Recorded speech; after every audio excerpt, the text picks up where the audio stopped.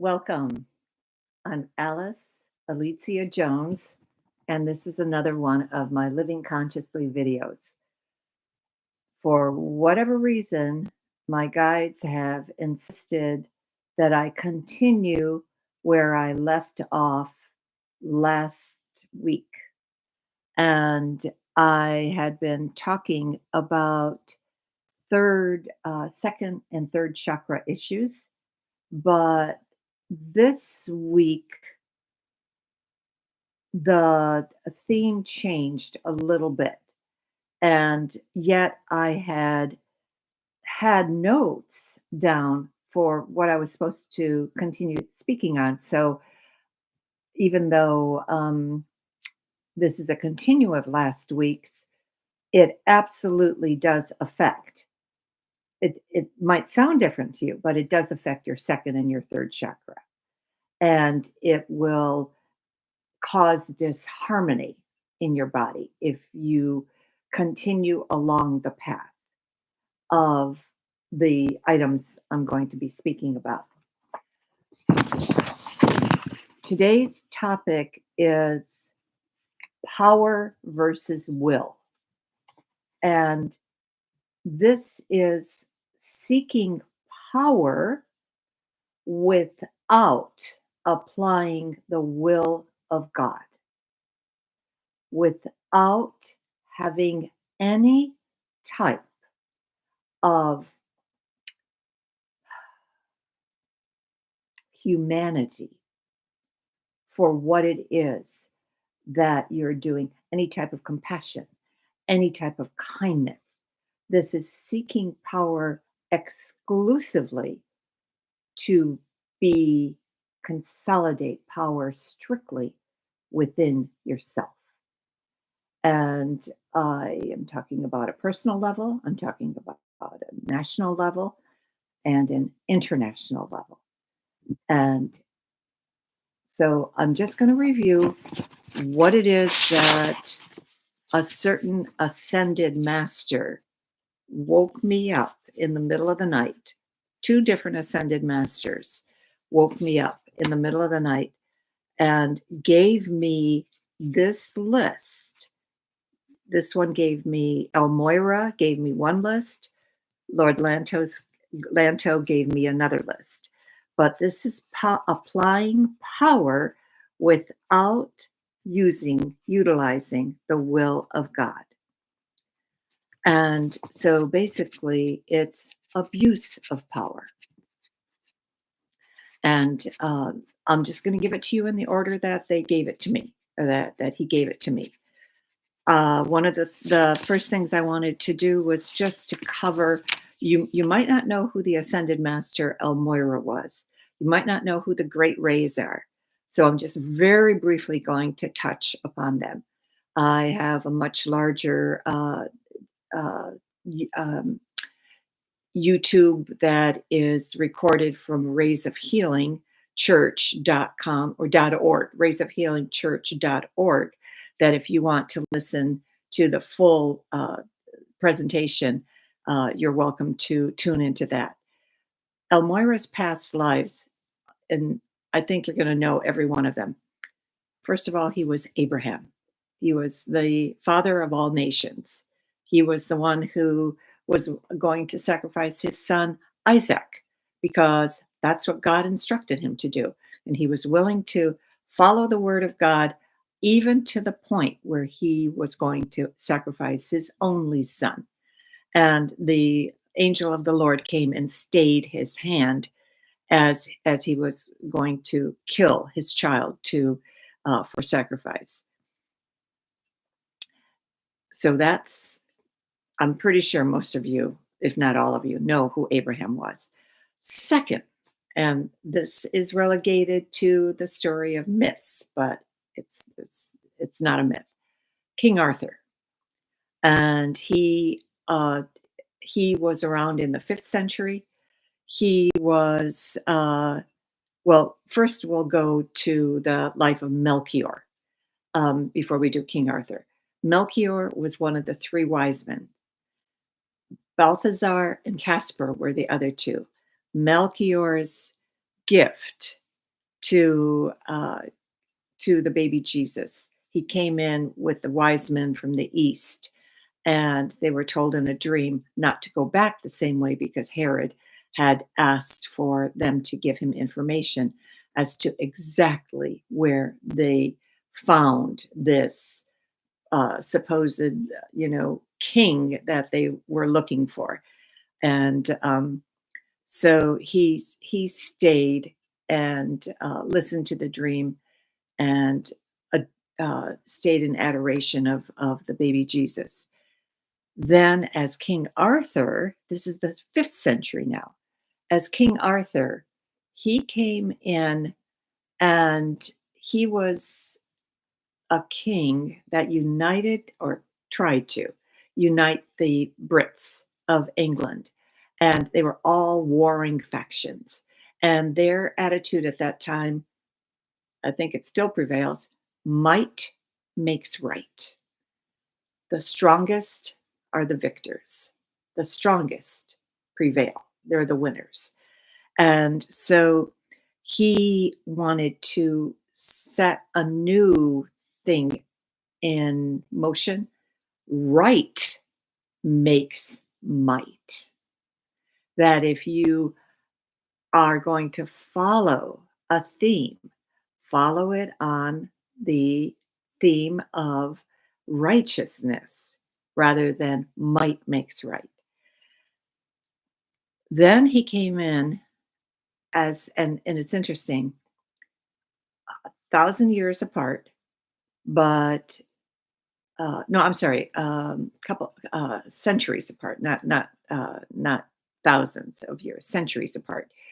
As first Thomas a Becket with King Henry the second, and the same, and he tried to get Thomas uh, Henry the second to do the right thing because Henry was also trying to consolidate power, but again for himself rather than uh, it was always power over rather than power with or power for.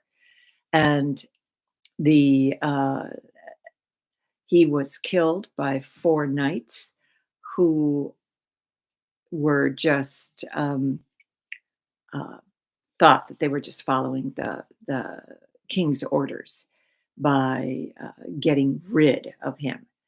And in the as Saint Thomas More, he came in as the conscience of Henry VIII, and he did his darndest to keep Henry from um, splitting off from the church. But because his last words, one of his last words was, "I am God, uh, the king's faithful servant, but I am God's first." So, or so he absolutely felt that anything that Henry was doing was wrong. But did he was he able to convince Henry VIII to not to split off from the church? No, and everybody basically knows the 6 wives of Henry VIII. I don't think there's a person walking around that isn't familiar with that, including the fact that 2 of them lost their heads. Thomas More lost his head; he was beheaded, and as Thomas à Becket, he was ordained as a canonized saint, and as Thomas More, he was a canonized saint. And he had, I know there was one more life that he had before he became El Moyra, but I'm not exactly sure what it was. But as El Moyra, he ascended, and because he mastered the knowledge of power and will, power according to the will of God. He absolutely mastered that those 2 qualities of God. So one the list that he gave me that I want to share with you today. And I'll share another list next week. But in the interest of time, we'll just go over one list today with one ascended master. The great rays were the very first of God's creations. They are basically, I see them as beings, but they are basically energy streams that came from the prism. Color. Color was the first of God's creation. White light is what God is. White light is what broke into colors. You can take any prism, put it in a window where the sun shines through, and those colors will come streaming through. So this is something that you don't have to take anybody's word on it. You just know that this is something that absolutely uh, does exist. So anyway, the abuse of power, the can happen in nationalities. It can happen in principalities. It can happen in cultures. It can happen in families, and it can happen personally. And so the the first one that El Moyra gave me, where he felt that there was a tremendous abuse of power, is for those people who replace a democracy with an oligarchy, with an autocracy, with a dictatorship.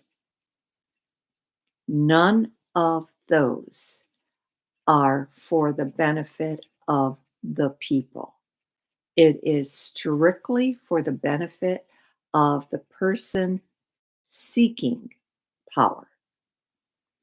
So anybody who sides with that is wrong. Secondly, building a campaign on lies. And again, I've said this before, but I want to say it again. Lies are extremely dangerous. When you succumb to the attitude that everybody lies, it's like walking on jello. And the dangerousness of lies, and again, don't take my word for it, do the math. Absolutely do the math. Put down 35 lines and one lie repeated to one person at the end of the first day is two lies. Two lies repeated to each one repeats a lie is at the end of the second day is four lies. Four lies repeated to four people is eight lies. Go down to 35 days. In 35 days, the number of lies that has been repeated is 35 billion. And that's with one lie repeated to one person from the first day. What if that were 20,000 people, 50,000 people, 100,000 people? It's basically brainwash. It's a form of brainwashing, is what it is. So the antidote to that is tell the truth. Just tell the truth.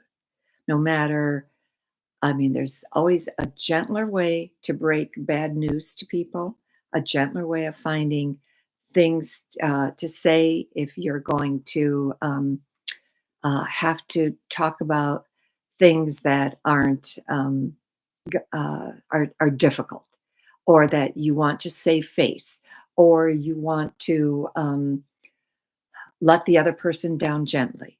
The best thing to do is to ask your guides, what is it going to take for me to say this and not hurt them? Just tell the truth. Um, the third thing that El Moyra brought to me was They would rather kill a president than allow him to reveal what he knew about the secret government. Is this conspiracy theory? Yes. But in every single thing that exists, there's always a grain of truth. But it's up to you to find it. So don't just presume that you will um, be bashed if you start thinking differently from what other people think. Okay. Number 4, ridicule is one of the tools that people will use to shut you up. It doesn't matter what they're talking about. Teenagers are masters of this, but so are little children, so are adults. How about ridiculing those who claim they see spaceships or that they've had an encounter with an alien being? They're literally considered a little light in the head. Not necessarily true. So don't, again, don't take ridicule for fact. Do your own research. Um, let's see. Declaring war on another country. That is one of the most serious violations of power versus will. Every single country has the right to choose exactly where, how it's going to develop. If it's a budding democracy, it has the right to live in that democracy. It does not have to succumb to an dictatorship, autocracy, oligarchy imposing its views, no matter how many bombs the other country throws on it. Somehow or other, I truly believe that you will find that it's the prayers of the people that are hoping that the budding democracy is able to prevail, no matter what the odds are. And for the first time in my life, in the 3 years since, well, I guess it's a little over two, bordering, or no, it's three um, years that that Putin declared war on all of Ukraine, not just the Crimean area, but all of Ukraine. Um, that that people, I actually heard diplomats lay out, if this and this and this and this happens, then uh, Ukraine will prevail. First time, because it's always they're outnumbered, they're outgunned, they're outmanned, they're out everything. And so I felt that was really interesting.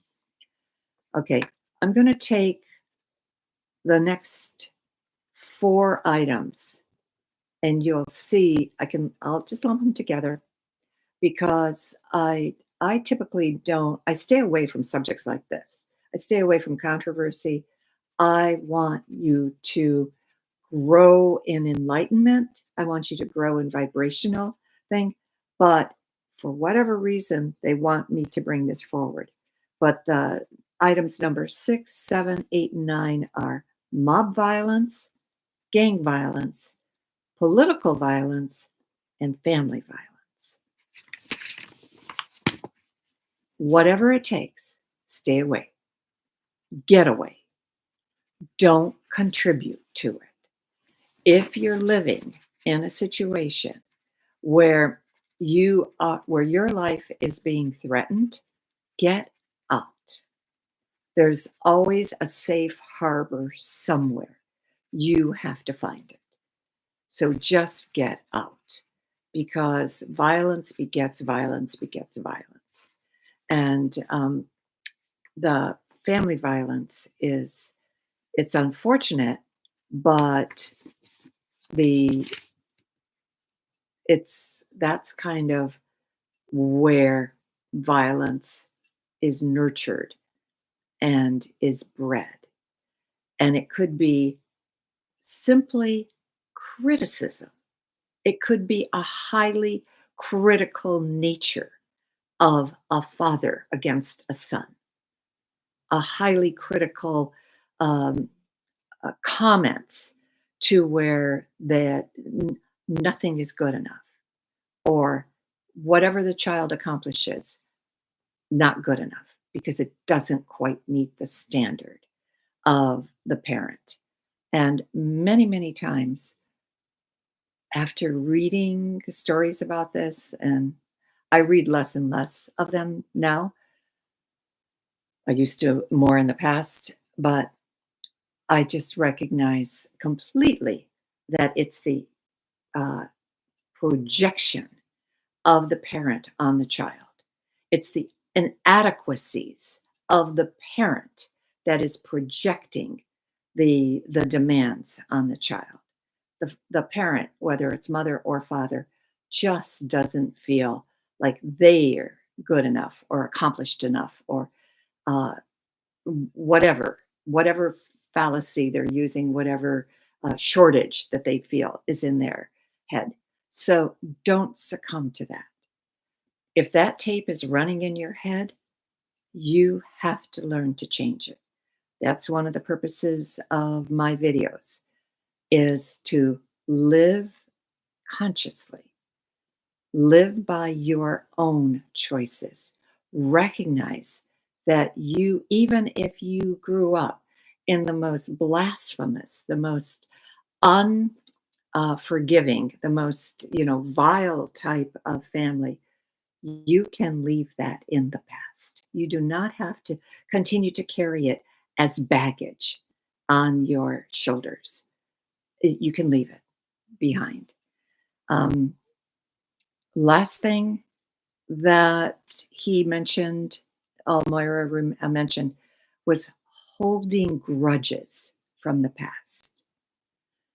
No amount of resentment, no amount of payback is possible.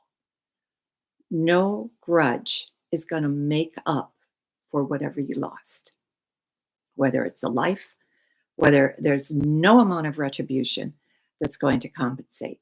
But the irony to life is that this is what most people forget is we technically have never we never die, we were never born. We just trade spacesuits. We're eternal beings, we come from eternity, we go back to eternity. You'll get another chance for the person that you may be grieving for, that you lost. It doesn't matter how much grief you have, you will get another chance to be with them. So, because if they're part of your soul contract, which uh, m- if they're in your inner circle, the same 20 to 30 souls come in together and just keep trading roles. So anyway, I wish you a great week. I think that was about what 20 23 minutes, and just know this is a hardcover book. This is not a soft cover, and it has a beautiful um, hard page uh, cover on it too, along with the jacket. And so it's a book you can keep literally for life. And you read 2 pages a day. It's filled with spiritual advice. I've gotten phenomenal comments on it, and you can get it on my website, Alicia, ALICJA Jones.com, which you can also access anything else that I offer in terms of readings, healings, Reiki classes, other classes, and everything. I wish you would do. I wish you a great Memorial Day weekend, and stay safe. Thank you. Thank you for watching, and thank you for just being here and being interested in everything that I bring to the table.